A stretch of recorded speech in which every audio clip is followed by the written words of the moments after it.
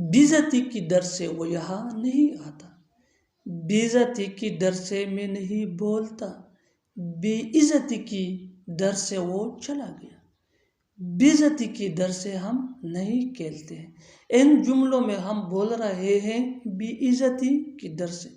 इसके लिए आपको यूज़ करना होगा इंग्लिश में फॉर फियर ऑफ इंसल्ट। आइए कंप्लीट स्ट्रक्चर समझते हैं। After learning this advance English structure you will be able to use such a sentences in your everyday conversation. So watch this video to end. Have a look complete structure. Sentence plus for fear of insult. आगे detail से समझाता हूँ मिसालों से। This is some example for better understanding. बेइज्जती की डर से वो यहाँ नहीं आता। He does not come here for fear of insult.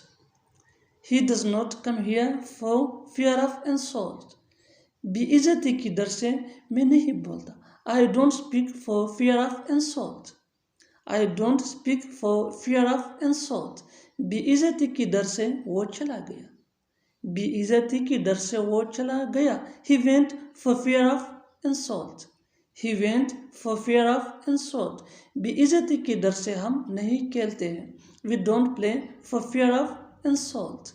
We don't play for fear of insult.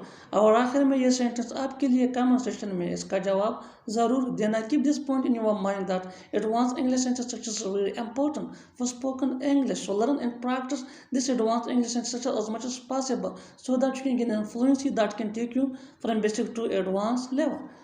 बेइज्जती की डर से उसने नौकरी छोड़ दी, बेइज्जती की डर से उसने नौकरी छोड़ दी।